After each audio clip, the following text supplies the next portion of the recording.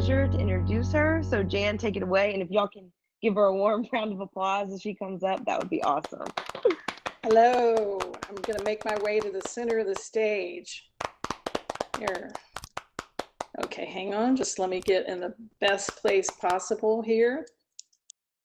It's great to look out and see your faces, even if they are your digital faces, your avatars, but it's really fun to have the opportunity to meet this way and be the guinea pig for the VirBELA, the very first Imagine Meetup VirBELA version. So I want to start out my talk today with one bold statement, and that is the 21st century needs dreamers.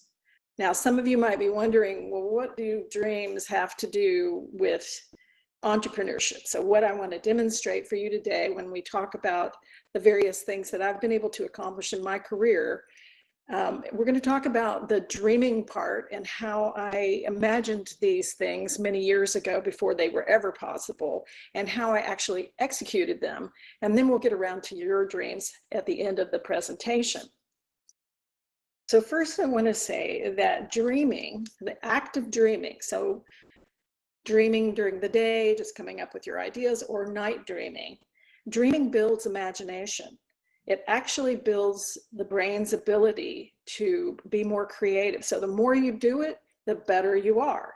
It builds imagination, creativity, it sparks innovation, and it can be a great place to solve problems. Now, this type of thinking is called divergent thinking. It's actually a brain style. And the education system up to now has forced people to use the divergent thinking along with the convergent thinking, which is more critical and more about evaluating and judging and sometimes censoring. So if you extract the divergent thinking and just be in the creative space, the imagination, that's where you'll build your imagination muscle. So I want to give you a few examples of that and from my own career. So I'll get over here and start this. So the very first dream I had as a child that I can remember, of course, is I dreamed of flying. Now, you might think that that has nothing to do with your life, that very first dream. Obviously, I wasn't going to be able to literally fly, but I believe now, many years later, that my dream of flying was actually a metaphor for the act of dreaming, because of course, many of us dream of flying. So I'm going to have a proposition for you now. What if the maps and the plans and your strategies were rendered completely useless? What if dreaming was a superpower? You could possibly be dreaming the future right now. So when I talk about who I am professionally or as a woman at this stage of my life, I want to give you a few things that didn't exist when I was your age and in college, when I was a young person, dreaming my dreams. I dreamed of flying, I dreamed of dancing, but some of the things that didn't exist then that happened for me over the years. Music and media tools, making tools like digital tools didn't exist. 3D modeling didn't exist. Music downloads didn't exist. Social media didn't exist. 3D didn't exist. And there's some job titles that I currently hold that weren't even in the imagination at that point. One of them is world builder, transmedia artist, and I build girl games. That concept didn't exist until the late 90s. So I just want you to consider for a minute that what you're dreaming now that doesn't exist may end up being your job. There may be no clear path, nothing obvious to you. In fact, you're lucky to have your immersive program here with Erin, because you guys are literally dreaming the technology of the future right now. So when I was young and dreaming of being various kinds of artists, the very first dream I had after the flying dream when I was 5 years old was the dream of dancing. So one of the things that I want to point out in this talk is not just the dream, but the effort that it took to actually make that dream come true. I don't want it to seem like all fluff, like you just dream it and it happened. Obviously, there were things that I did to make that happen, but my dream of dancing started when I was 12 years old, and I was chosen to be in the Houston Civic Ballet Company. So I was in a ballet company, professional ballet company, as a young teenager, 12, 13 years old, in the junior company, and then in the senior company. So I logged 10,000 hours in the world of ballet when I was a young person. And the significance of that is I learned at an early stage what it took to make a dream come true. So it was not just the imagining piece of it, but I was pretty good at the imagining and imaging myself as a professional dancer at a very young age. And interestingly, I mean, maybe for you guys, because you work in 3D and 2D spaces, I once opened a talk a few years ago when I was starting to talk about transmedia. I opened a talk by saying that everything I needed to know about three-dimensional space I learned in ballet, because you're always moving through space. As a dancer, you have an entire open stage and you're always aware of your movement in space. So I thought that was an interesting connection to the world of dancing. Yeah. The next dream that I had, and really has been a lifelong dream, was one of writing stories. My oldest memory of writing a story was when I was 5 years old, and I still see myself, for some reason, sitting with a spiral notebook and some Crayolas. And of course, I didn't even know how to write yet. I didn't know how to write words, but I was drawing little pictures like hieroglyphics. I had a story to tell, a dog in a doghouse, and then the dog went somewhere to the other place. So I know that I was a storyteller from a very young age. I grew up in a family of storytellers, so that was an obvious change. But to get to the place where I could write professionally, I very much started in the most simple ways. I wrote poems, I wrote song lyrics, I fell in love with the musical theater and eventually wrote music and songs and the stories for theater. So those writing dreams evolved. They didn't just happen, but they started with the dream as a little girl, the dream of telling stories. So you fall in love with something and you imagine it and you vision it, and then you get to work on the hard parts. Of course, I had to move on from the little stuff, and I want to tell a story about writing my first big series of novels for young girls, for preteen girls, the Fairy Godmother Academy. It was really born out of a problem. It was a problem-solving exercise. I had been working in the entertainment business and children's media, which was mostly run by toy companies. Mattel was one of my big clients.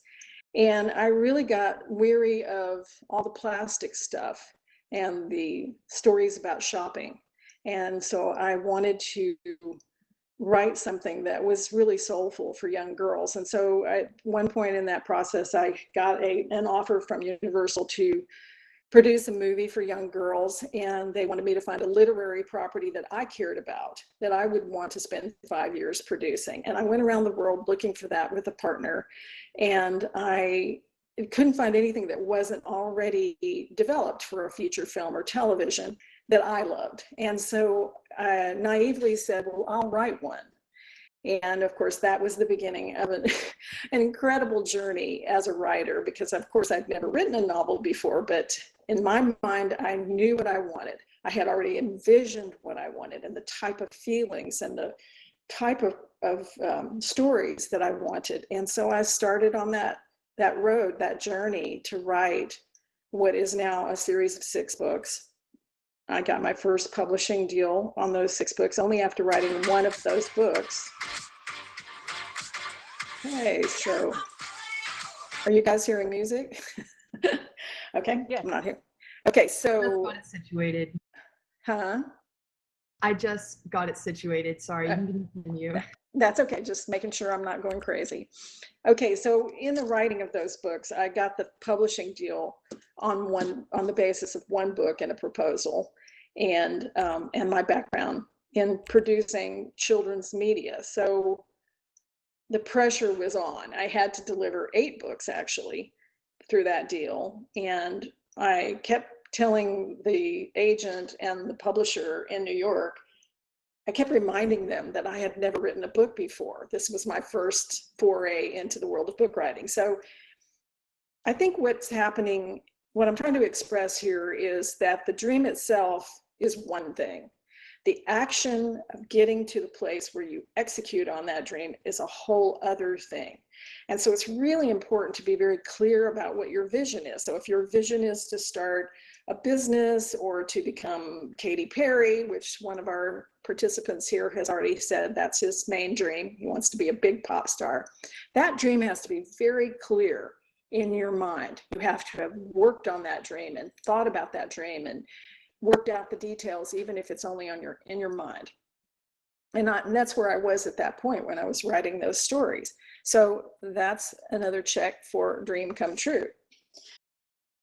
Woven into everything I've ever done. In fact, I used to tell people it's all a big conspiracy for me. It's all a giant game that lets me write music, because music really was my first love. So the opportunity to write songs and to be able to illustrate my ideas, my stories, my projects in a musical format was really my strongest and oldest desire.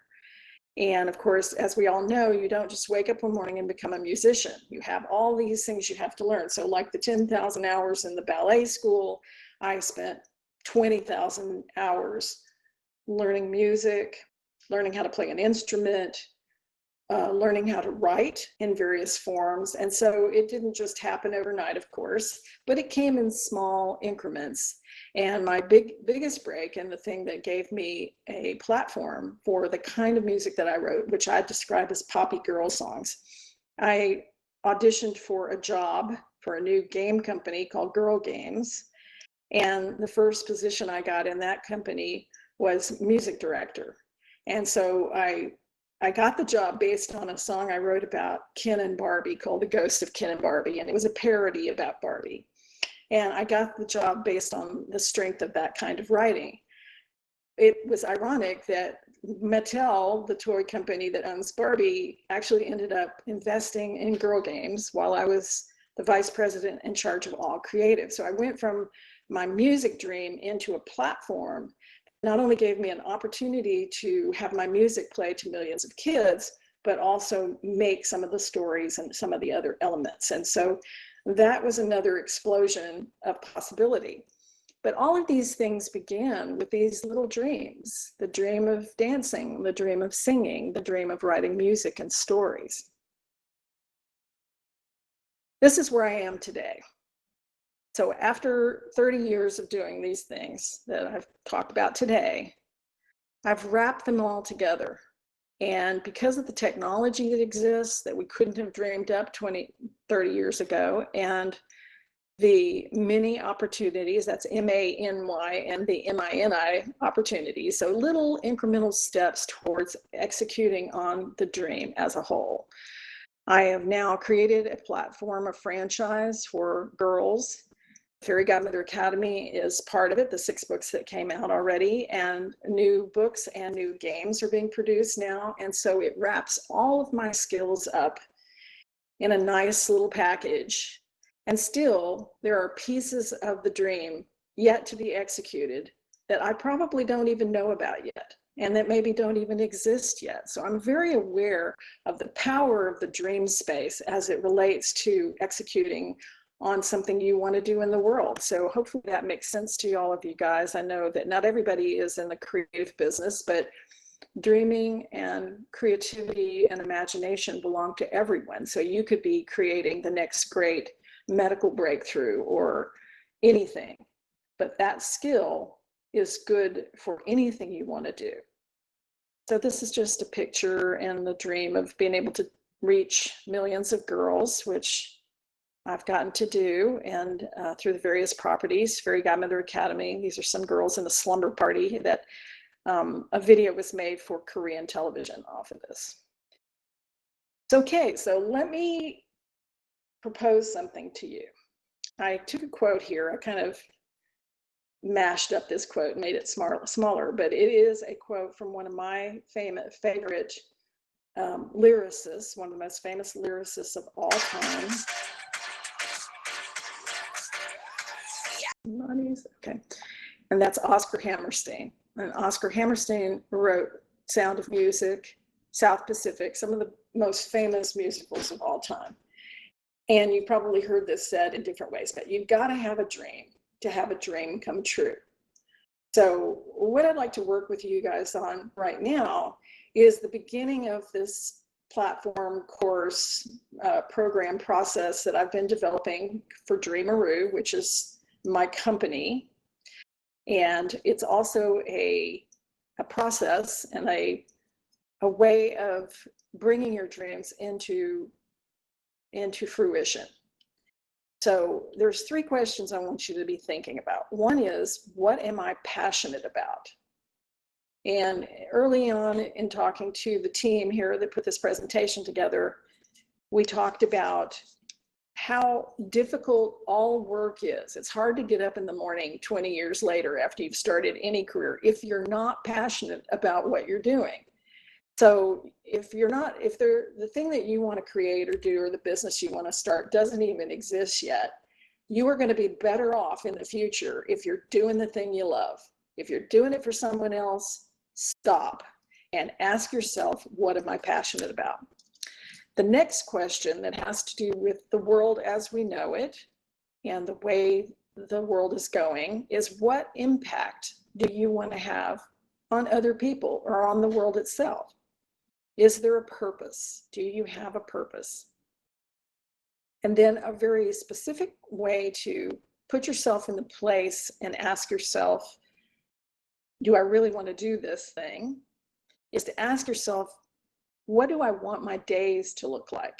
And if you don't know what the days, let's say you want to be a lawyer and you go walk around with a lawyer, you become an intern or you do some of that work and you see what they do on a daily basis, and you come out of that and you say, I really don't want to spend my days in an office arguing with people, writing briefs or whatever that entails. So it's really good for you to get a visual on, what does the day of an artist look like? What does the day of a lawyer look like? What does the day of an entrepreneur look like? And by the way, entrepreneurial life is sometimes harder than getting a job, like a regular job for someone else, because it's relentless and the doors are never closed. You're working 24/7.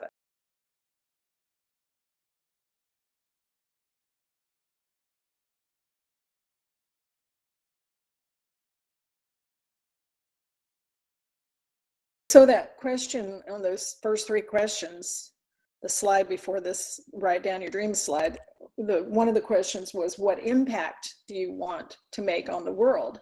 And I can tell you that 10 years ago, when I was pitching for investors for Fairy Godmother Academy, and I had worked out what impact each girl or each book, the main character had a different mission. So one of them loved animals and the other one loved nature, and so on and so forth.